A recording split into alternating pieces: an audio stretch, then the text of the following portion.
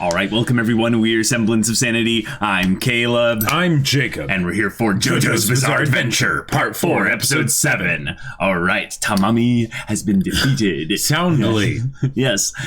He has been locked away behind his own guilt of what he did. And maybe his own fear for survival. Koichi. Yeah. Yes. Yeah. And specifically the cool thing with Koichi's stand being developed into some kind of a sound-based stand that when it makes contact with something, it puts a vibration within them. Yeah. And he can determine, yes, exactly. He can determine what that is, and this is exciting for our main cast. We have the electric stand user that still hasn't been dealt with yet, who took the bow. That's true. The bow and arrow. That's very true. Yeah. Yeah, so maybe we'll get to that sometime soon. This episode, possibly. Yes. I mean, Koichi has been fully introduced now at this point since he has his stand. Right, that is true. And showcasing his why a little bit more, because he already had a sense of ownership about this town. This is our town. Right, exactly. But seeing this hit so close to home is something quite where he's literally.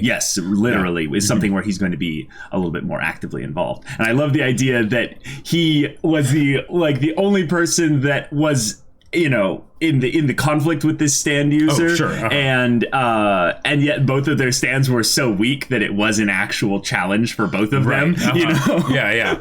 Although if he can do that, then I don't know, his stand could get pretty crazy. His stand could get very crazy for sure. But looking forward to more wacky stuff. So without further ado, y'all, let's get into this now. Oh, Murio Radio.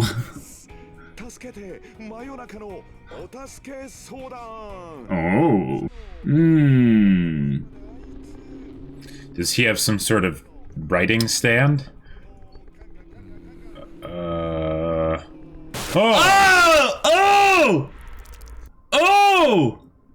Okay. Oh!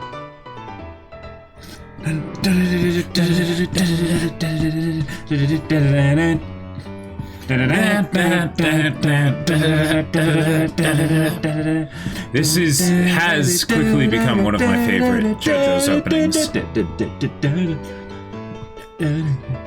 I think what I like about it is it feels so different from all the past openings, but it can't beat Part 2's opening for me. I think Part 2 is still my favorite. Yeah. And then it's a question of whether it's this one or the first one.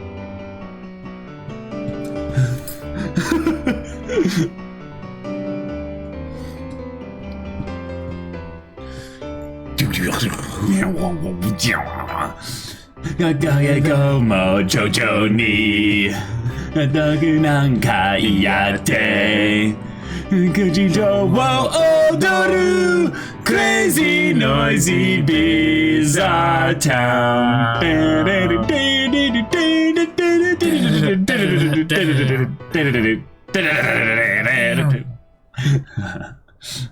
I think that last time we saw Koichi, his stand was actually the newer version. Oh. It's pretty cool.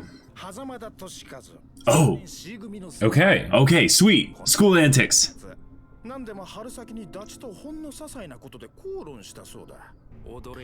Ah, gotcha. So he's got some kind of mind control or something. Some kind of suggestion-based thing.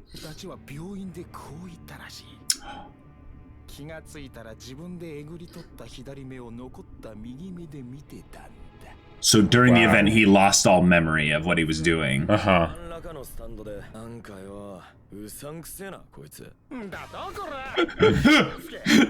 oh my god.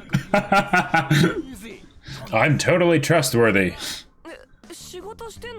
Oh, Master Koichi! Financing, okay.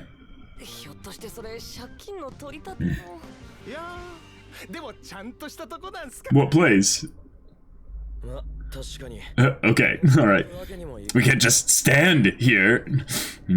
Or could we? Yes! Yes! That's good. That's awesome. Oh! Of course, of course.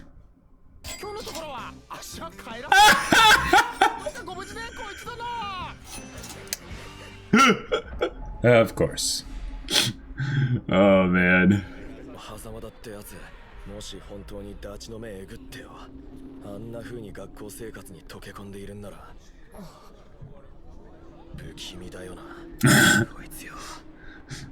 Well, see, the thing is, he's a proper delinquent. Oh, yep, there he is. Okay. He can just repair it back. It's fine. I mean, he can fix it when he's done. Right. Oh, man. Look at all that manga. Oh, voodoo doll? Whoa. Oh! Nope, it is a stand, it is a stand! Yep. It's becoming like him. Yep. Whoa! Yep, there we go. Whoa!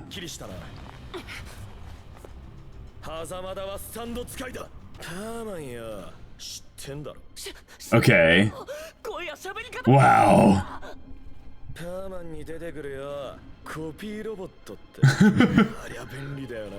Life model decoy.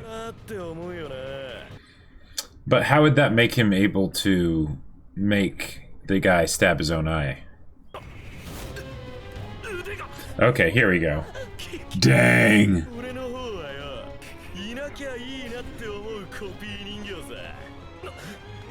Oh.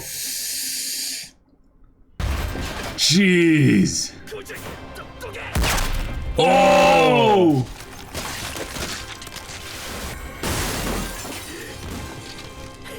Well, he could still probably summon his stand, right, without being able to physically move, right? Mm-hmm. I would think so. Although his stand has like a super short range, like a meter, right?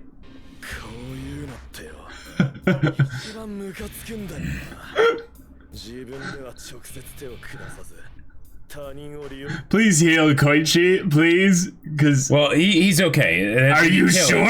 It didn't kill him, so, you know. Yeah, grab lockers and throw them at him.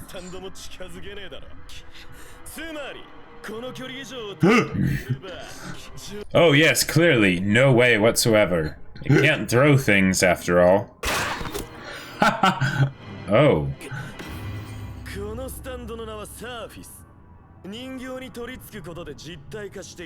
Wait, so can other people see it then? Yeah, whoa! Whoa!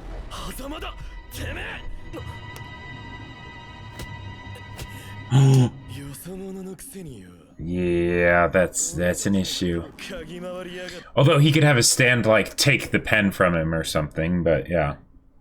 Who's passing around data on all the stand users? Because how do they know about Star Platinum? Yeah.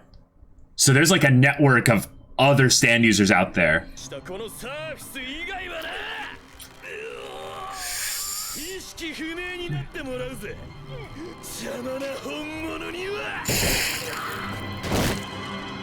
Ow!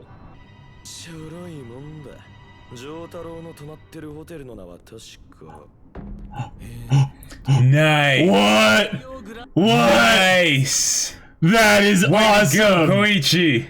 Oh, dang.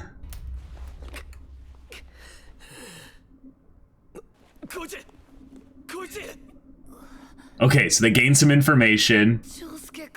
Yeah, can you heal him, please? Oh, okay, nice. good. I was going to say, like, very cool. Koichi would have been like, yeah. Thank you.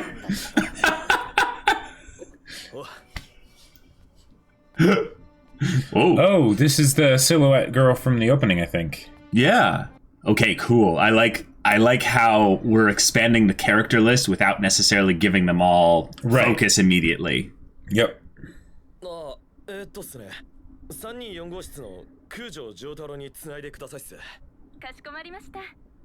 Watch, they got the person at the telephone, so now they know what room Jotaro's in. Oh, dang. Oh, okay, no.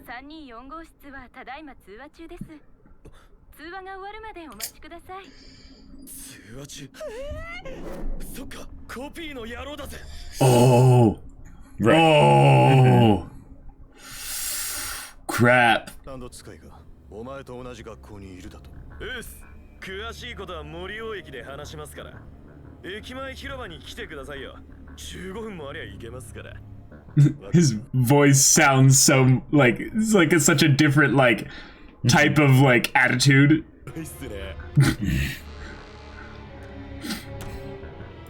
Well, crap. Okay. This is legit. Like very like gimmicky stands that have clever uses. Right. And the idea of going after Jotaro, like, it's a really cool idea because Jotaro is so busted with Star Platinum. Right. But since they know what his stand can do, you know, they'll need to do something like have someone that looks exactly like Josuke. Wow.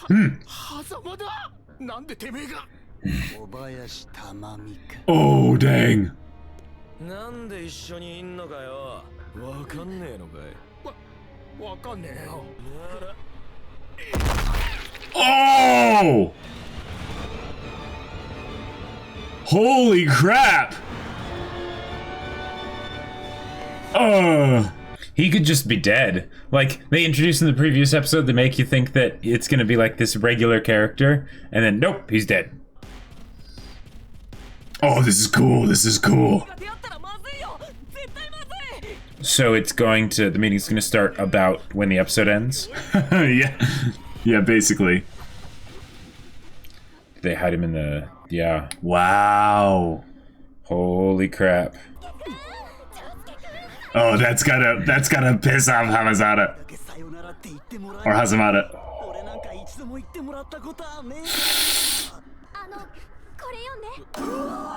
A love letter!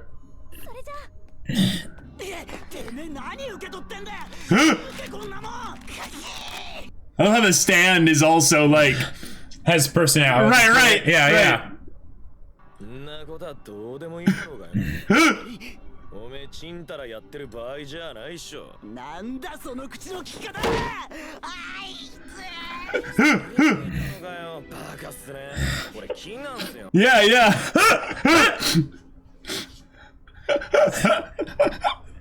His own stand is something that's pissing him off. Yeah. Oh.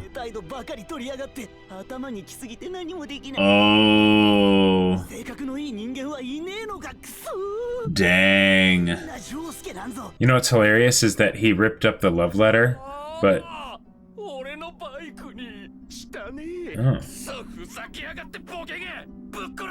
but Josuke could just repair the letter. Yeah. Oh.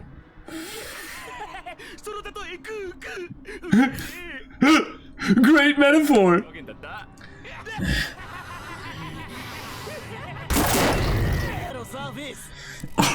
Oh, dude! Holy crap! Bro! This is why none of the girls like you, bro. Yeah. Whoa! Whoa.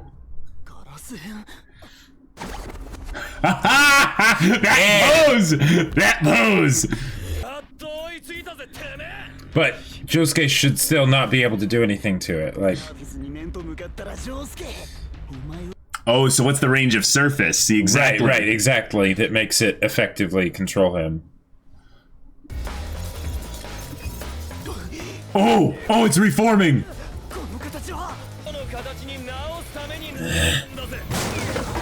Oh! Okay. They're gonna wear him down as he makes his way to the station. No, they're not gonna wear him down. They're gonna whittle him down. Yeah, there you go.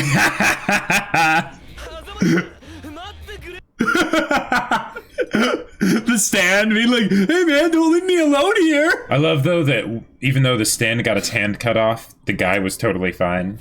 Right. Well, because it's not the damage done to the thing there. It's the act of him making him move in such a way that he would do damage to himself. No. I'm talking about the stand user. Usually when the stand gets hurt, the stand user also gets hurt. Right. They totally didn't do that here. Yeah. Maybe it's for the same reason that the stand can talk, is that it becomes a separate user. Sure, it's... Yeah. Okay. And maybe it's not even the doll. The doll is maybe being possessed by the stand itself. So Sure. the stand itself isn't taking damage. You should really have both hands in your pockets, though, for when you meet him, because otherwise it'll look weird. Right. What? Oh, they're gonna get there first!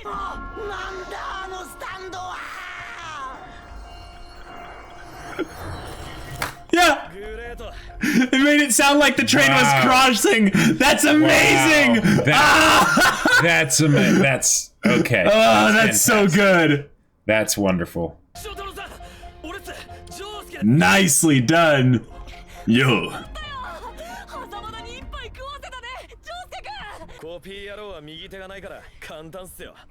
俺が奴の右手吹っ飛ばしておいたんで、そこで見分けてください。わかった。Wait. Why did you just take that pen there? Oh, yeah, he's being controlled. Oh no! Yep, uh-huh. Crap! He can't even speak, probably, right? Sure, probably not.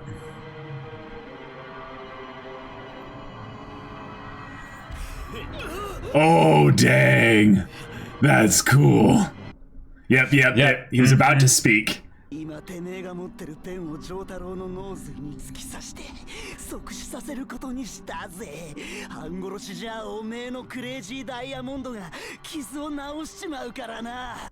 And Jotaro has a passive perception of like 25. Let's notice this. Although he could have his stand turn Jotaro around. Yeah.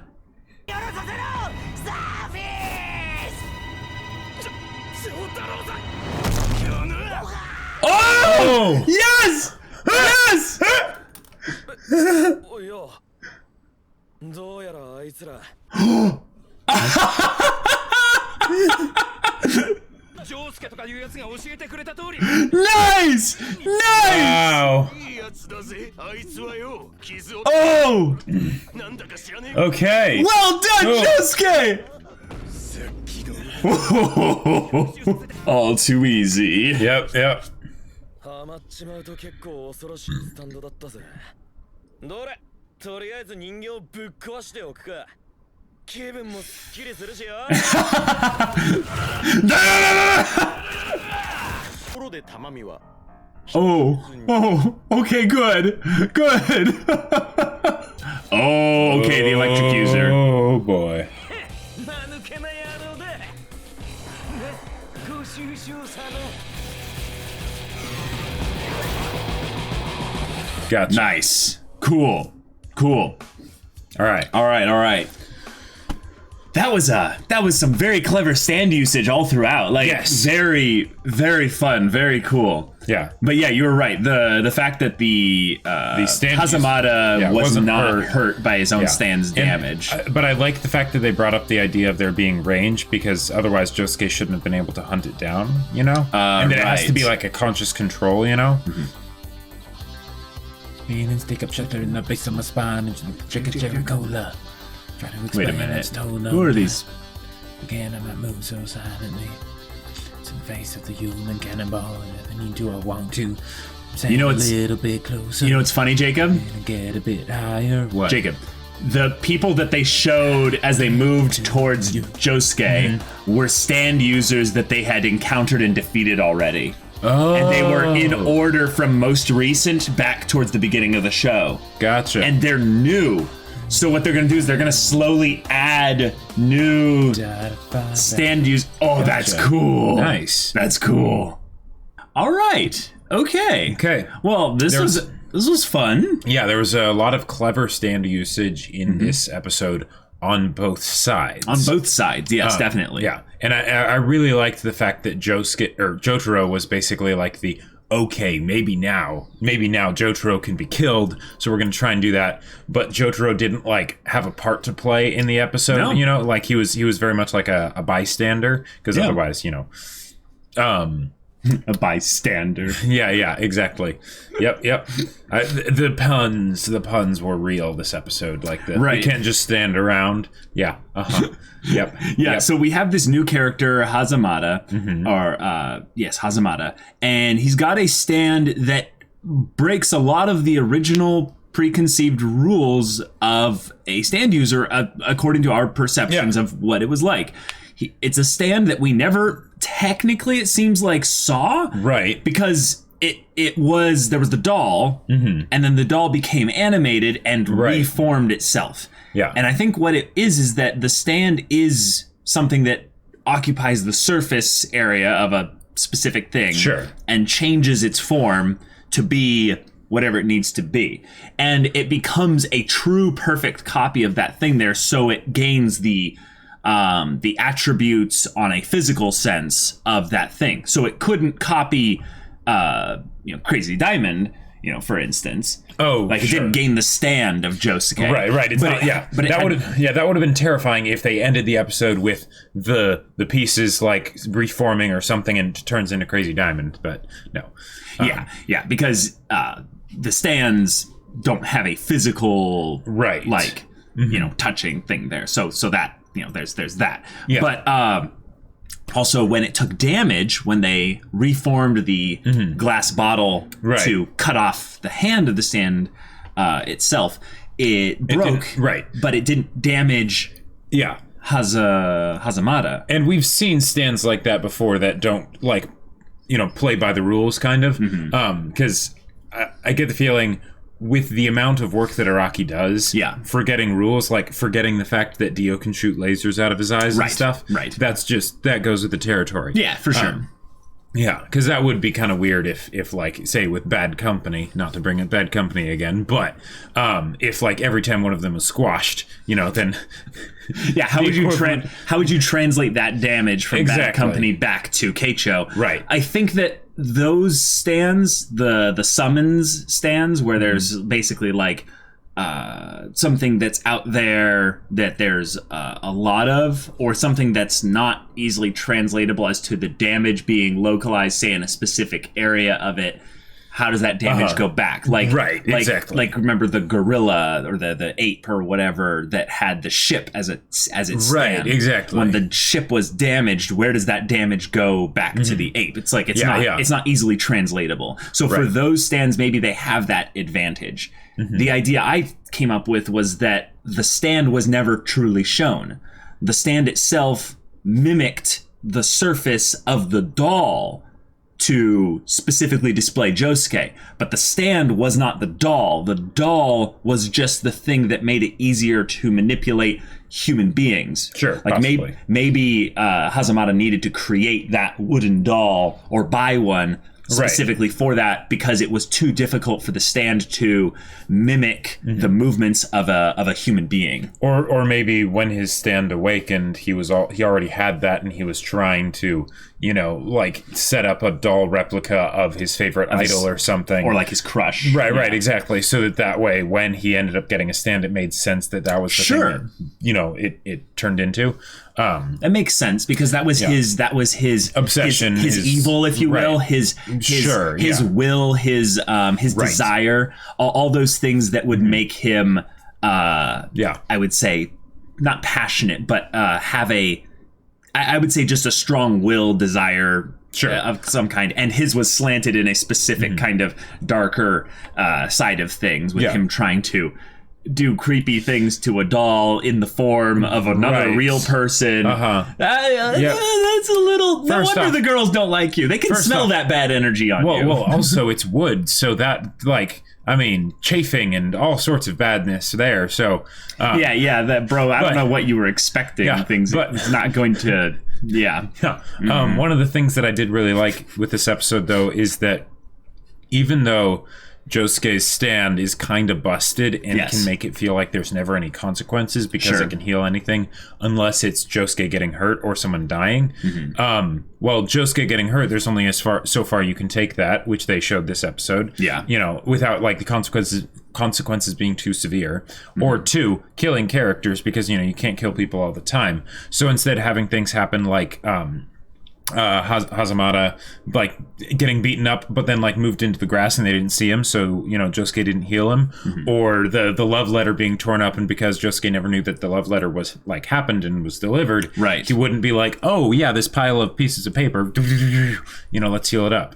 When he is not around, when it's out of his range, like you're saying, he doesn't have anything he can do, or at least not in the immediate sense. And if it happens so far out of his range that he never will find out about it, like Tamami, basically, that he's just going to get admitted to a hospital, hopefully. But if not, if he had kept beating him over the head with a brick, Tamami, that was his name. Like he would have died. Like he could have died. And I think what's really cool about that is you get a stand like Koichi.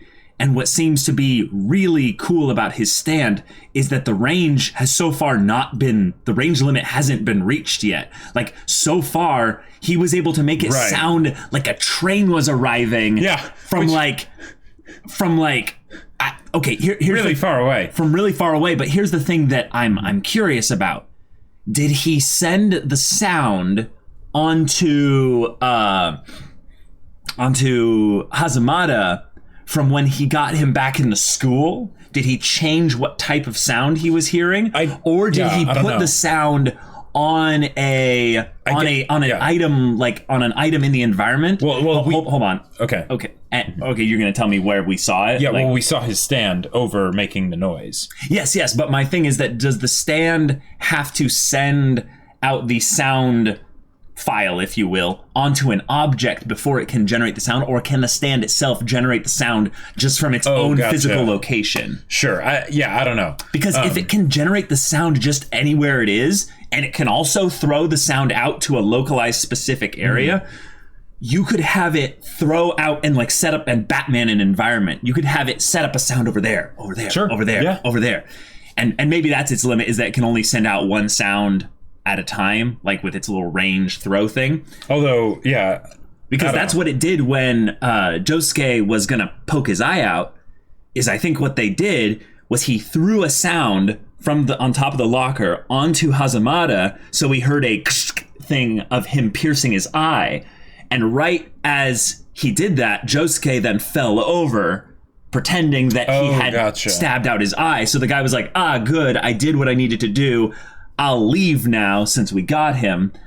And that's why he didn't stab his eye out. Gotcha. That makes a lot more sense. I thought it was that they were using that basically... Okay, that does make a lot more sense. Because the sound effect he used was gish, like Gish. So that makes it sound like a, I thought it was going to be something where they were going to break the pen, but the pen wasn't broken, and then he would just fall over because it's like, oh no, I did the stabbing motion all the way. It's just that there's nothing there to get stabbed into the eye. And then I thought that the sound was being used to track him, but that's a good point because they showed the pen and it wasn't broken, so. Yeah. Sound used to track, though, does sound like something that would be pretty cool. Like sonar, it's there you go. The question is, does the stand have the ability to hear? And then, by extension, if the vibrations are being felt within the stand, does Koichi feel the vibrations? Because then you could have Koichi become a sound god, like, basically. Yeah. Like, there are almost no limits right now, with our imagination, at least, what you can do with sound as a power. Well, so long as you're not in space. Hey, JoJo's could who knows? Maybe not in this part. Maybe not yet. Maybe not in this part, but in a future part, you never know. I just love the clever uses of Crazy Diamond being used to reform the bottle and attacking from range with a, throwing weapon. And healing Koichi as he hit him. Yes. Yeah, that was awesome. Oh, it's so good. Yeah, and then of course the faking the train sound. Like that was all fantastic. I completely bought it. I was like, oh, the train's coming. They're going to go around this way. And then they see them running past. I'm like, wait, yeah. What happened to the train? Right. And then you see his stand. Yeah. And he's like, ding, ding, ding. And I'm like, oh my God. What I love about this is that so far, Okuyasu, I know what his actual name is, so I'm still calling him this, is he's not involved in this kind of clever battle that's needed to be done here. Because he's so stupid, he would ruin it and stuff. Yep. So in a clever battle, Koichi is going to be able to hold his own. Like he's smart. He's a young kid. Yeah. He's a little kid. But he's actually really intelligent. And I'm like, oh, good. And if you think about it, that's actually a very good thing. Because it's a very good thing that Okuyasu wasn't in this episode because his right hand is very powerful. Now the decoy does not control the stand necessarily, but if Okuyasu can't choose to not have his right hand do the thing, like I guess he can, of course he'd be able to choose to have it not work. No, that wouldn't work that way. Because otherwise he'd constantly be destroying the world. Like the world would be gone by now. What it is that Okuyasu would basically, he would bumble up the plans of Josuke and Koichi and make their tactics and stuff less effective. Right. Like he would be like, oh my God, did you just see Josuke healed Koichi as he hit him? Yeah. Mm-hmm. That'd be kind of an issue. Yeah. If anything, I really liked how they had the stand talk. Now, yes, because that's another first. I don't think we've ever had a stand really talk before. I think, have we? No, I don't think we have. No. Yeah. No, I don't think we have.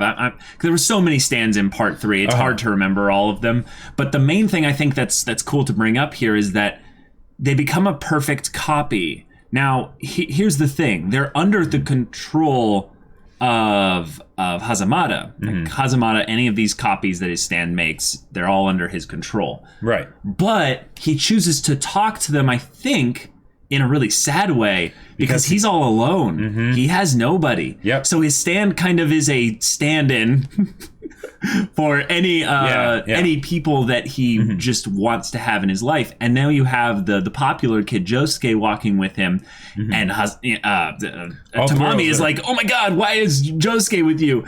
And then all the girls are like, oh, Josuke, love letter, will you read this? Yep, and it pisses him off.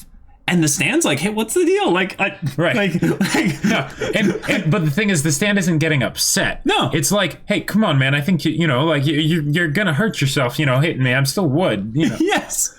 It's something funny where you realize that the stand doesn't directly reflect the personality of the user. Right. So one of the things that I think that might also be in play there with the whole not being wounded thing is that the stand is something that shows how split he is as an individual. He's someone that kind of has a broken personality inside. It doesn't have a thing that translates over the damage because he's kind of disconnected from his stand. He's disconnected from his own internal self. He has no problems like having people stab their own eyes out. He has no problem with taking a box cutter like X-Acto knife. He's gonna go cut someone's like cheeks open and stuff. Like, bro, like you need some help. Yep. And in some ways, he kind of does need to have someone go take him behind the restroom and beat him up a bit.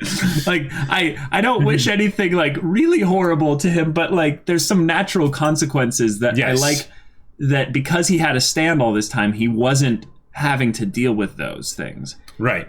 But then all of a sudden it catches up to him. Yeah. Yeah. And I like that he was so like beneath Josuke and Koichi of being like an actual problem they had to deal with directly. They're just like, no, let's let the natural consequences of him just being an overall douchebag catch up to him.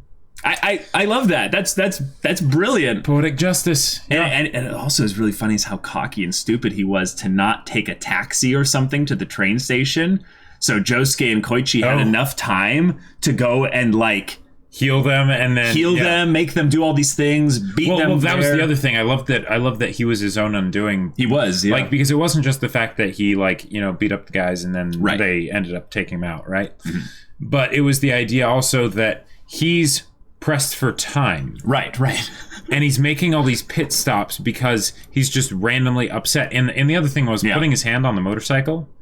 I get the feeling he did that because he knew they were going to get mad. Oh, yeah, I think so, too. Like, that he did not need to do that at all. There was no real reasoning behind it. Oh, he had blood on his hands from when he punched his stand. He was trying to wipe that off. Oh, gotcha. Yeah, okay. Yeah. The reason why he actually did it was something simple, but the reason why he didn't wipe it off on the wall of the building next to him versus the motorcycle is because he wants to stick it up to those people that he believes are, mouth breathers and what was his other thing he said, like these people that are he called all the girls like pigs basically. Yeah. Like he has an utter disdain for everyone else other than him. Mm-hmm. So it's the perfect kind of pathetic to find in a high school setting that I think makes a lot of sense. Yep. Because when you are in that edgy, everyone, the world is awful kind of phase, that might not and be. And you give them power. You give them exactly. power. That's something. Yeah. I mean, I've seen Chronicle.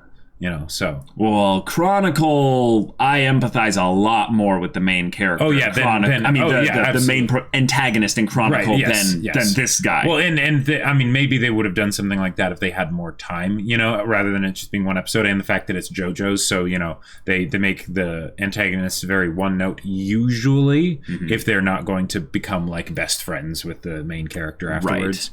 Right. But one of the things that with antagonists like this who have kind of that psychotic kind of just kind of vindictive on edge kind of aspect of their personality is that it's usually a long journey that leads them up to that place, and usually you don't see that. Usually you don't see that. And I would say in like Chronicle, it was a long time of him dealing with crap before he ended up lashing out. Right. And so, they did a really good job of handling it. Yeah. And in this case, I think that Araki really likes to have his bad characters be bad. Like they are, they have some really messed up aspects of them. Like he said, the first guy who had his eye stabbed out, he mocked the guy's favorite TV show. Right. Like Idol or Idol or something. Is Araki like trying to maybe poke a little bit of fun at people that take their waifus too seriously? Their shows or their waifus too seriously. It's like who knows? Who knows? Maybe.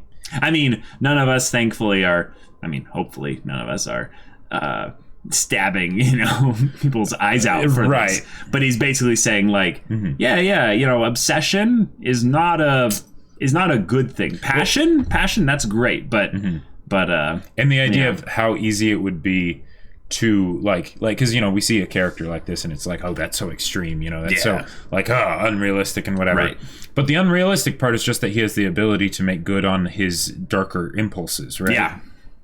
So he does. Yeah. Right? Because he has a stand. Yeah. He has a stand, you know. No one can stand against him, so he thinks.